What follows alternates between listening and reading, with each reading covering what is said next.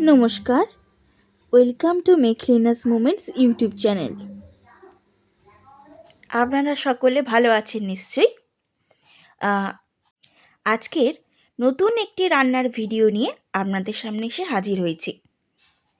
আজকের মেনু চিংড়ি মাছের মালাইকারি। পুরো ভিডিওটি আপনারা দেখতে থাকুন। প্রথমে গরম তেলের মধ্যে ধুয়ে রাখা চিংড়ি মাছগুলোকে দিয়ে হলুদ গুঁড়ো, লঙ্কা গুঁড়ো, নুন দিয়ে ভালো করে নেড়ে চেড়ে তুলে রাখা হলো।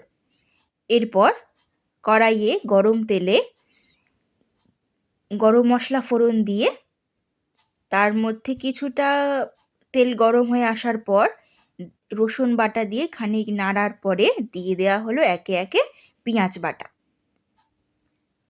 তারপরে পেঁয়াজ বাটা দিয়ে দেওয়ার পর খানিকক্ষণ সেটাকে কষিয়ে নিতে হবে, বা কষিয়ে নেওয়ার পর তারপরে সে দেওয়া হলো আদা বাটা, লঙ্কা গুঁড়ো, হলুদ গুঁড়ো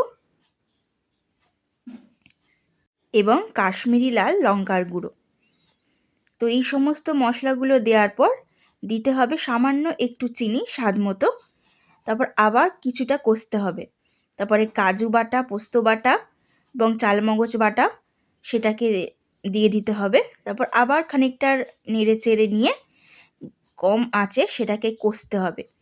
তো দেখতে পাচ্ছেন আস্তে আস্তে হালকা একটা তেলের ছিটে বেরিয়ে আসছে।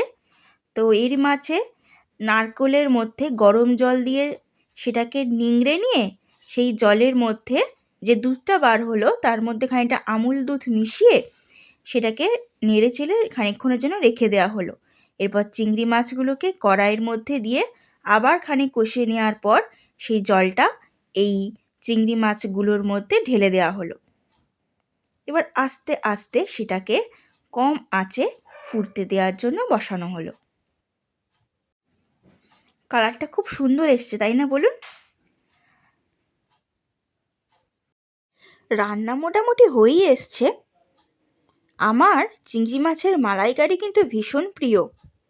আপনাদের কার কার প্রিয় কমেন্টে অবশ্যই জানাবেন কিন্তু।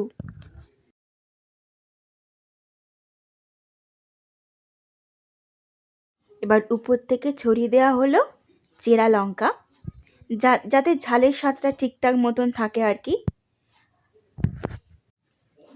গন্ধও কিন্তু বেশ সুন্দর ছেড়েছে।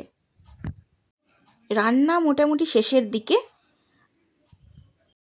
এবার গরম মশলা ছড়িয়ে নামিয়ে নেওয়া হলো। আর আমি তো টেস্ট করবই রীতিমতো। আবার ভাত পাতে আমি কোনো দিকে না গিয়ে আমি সোজা চিংড়ি মাছের প্রতি কনসেন্ট্রেটই করেছিলাম। আহা, দুর্দান্ত সেই স্বাদ!